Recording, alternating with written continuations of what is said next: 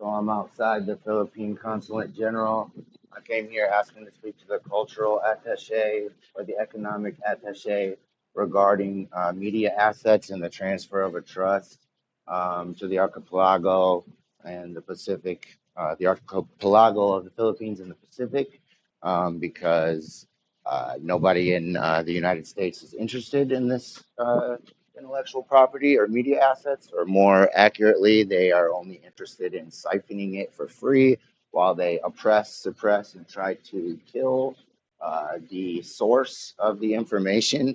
I asked for whistleblower protections. I asked for, uh, you know, to speak to somebody regarding media assets. They told me they didn't have anybody from that handled anything regarding intelligence or security at this location. They said that if they had a domestic, one of their people came and asked for help, that all they would do is call the LAPD, the local authorities. So I don't recommend, as somebody who was born and raised in California, if you're a foreign national and you run afoul of the United States government and you come to your consulate asking for help, and all they're going to do is call the LAPD or the sheriff's department, you're gonna end up just doing their work for them. So yeah, uh, just another dead end in a kleptocratic um, hellhole, shithole country that thinks they are entitled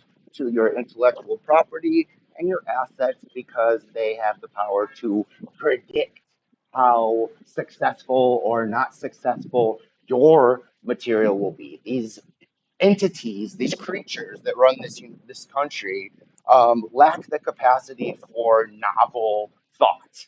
They literally do not know how to create anything independently from their own minds. They only know how to steal it from you.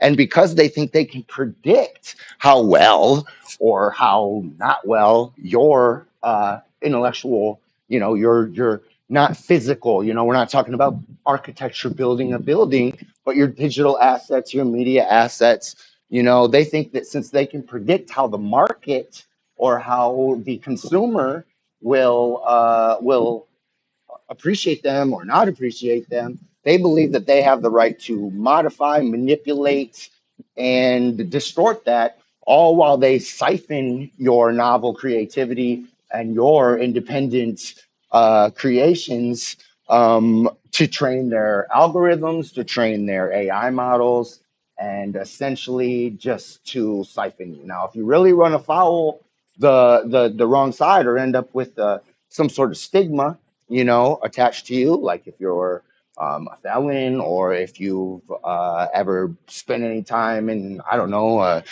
mental institution, or if you have in your file that you are, disturbed or have any sort of mental issues, then they'll just, smear you. They don't believe that they should have to pay for your creativity or your content. They believe that it is completely theirs, and that's because they believe that you're theirs. They believe that they own you.